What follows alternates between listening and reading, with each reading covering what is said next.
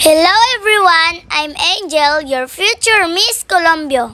Siyempre, future Miss Sultan ko darat pa eh.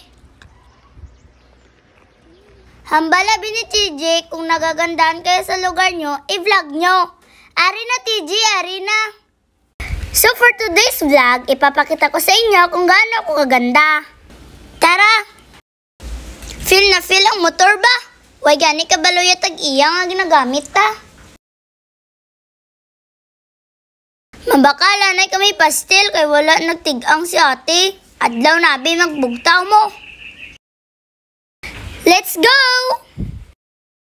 We're on our way to Pangadilan Falls and Rock Formations. Sunda lang ang dalan, kabot kagit sina. Kamu na bahala mag-search sa GPS, guys.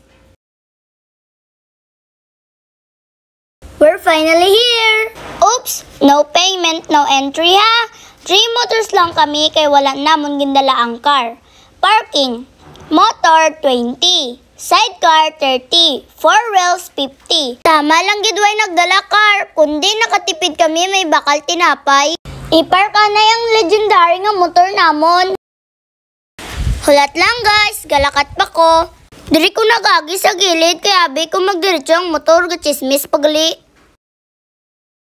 Kao nanay kay kapoy gid. Budlay abi ang alagyan, way abi kami car. Low budget, puro itlog kag balot, way abi kwarta. Bisan fruits, way gid kami kabakal. Okay lang na, ara naman sa rush guard ko ang pakwan. Excited na kami makakita sang gwapa. Hulat kay nagutom pa ko.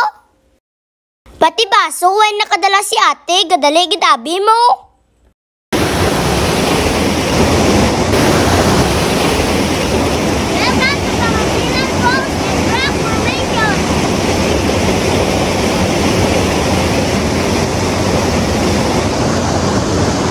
Kita mo na?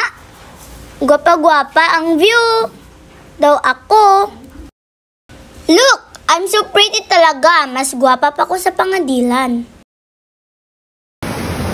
Pretty ka namin ang tubig. The water gidya. Tingnan nyo guys. Ang ganda talaga dito sa Pangadilan Falls and Rock Formations. Alam nyo guys, nung 100 years ago, marami nang nakapunta dito. Pero hindi na sila nakauwi. Dahil sa sobrang ganda, dito na sila nanirahan. Sila na nang kapanukot ang entrance fee sa babaw. Buwis buhay, pagid ang pag-video kay way kami drone kag kung madagdag si kuya, perti pagid na parang yun, kibot ka lang masalop siya dayon.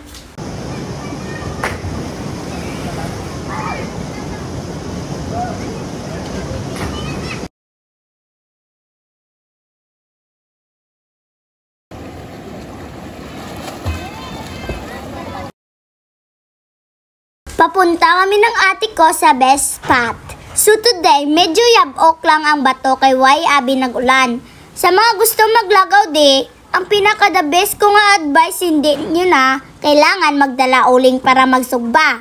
Lakat lang kamo diri sa tungasang kabatuhan, kay bisan maprito ka itlog or masugba ka sang dinosaur, maluto gid mo. Kailangan nanay bason kay daw mahimo barbecue ang dapa-dapa mo, perte kainit ang bato.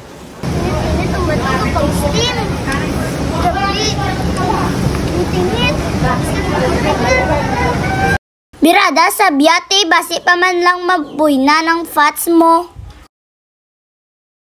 Kung sa first vlog ko, permi mabunggo ulo ko. Diriya, daw mahimo na ko nga siomay sobra kainit sang bato. Pantay lang kung hindi ko magsikat. Ayoko na talaga, maimot patani ko. Pero naalala ko, gwapa gali ko. Pak, I'm so pretty talaga. Guys, sabi ni Thailand girl, ano daw ang meron dito sa Colombia, bakit binigyan ng ganito kagandang falls? Hindi niya alam, nandito ako. Nandito ang future Miss Universe. By the way, nandito ako ngayon sa best spot. Best spot na lang kay hindi ko kabalo maglangoy. Check ko anay, tiil ko, kay daw napasok na gid. Pwede ka mag-sunbath dere, pwede ka man mag-tumbling, pwede ka man mag-study, bahala ka sa kabuhi mo. Sa mga gusto magpa-tour guide, 1K per head, pang bugas-bugas lang. Perfect na diri.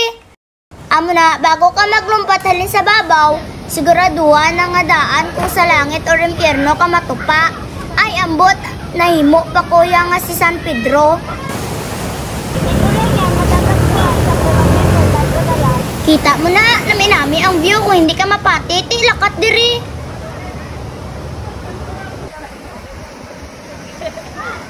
Siyempre, dahil ang gitara ko, hindi kami magpapatalo, malumpat man kami ya.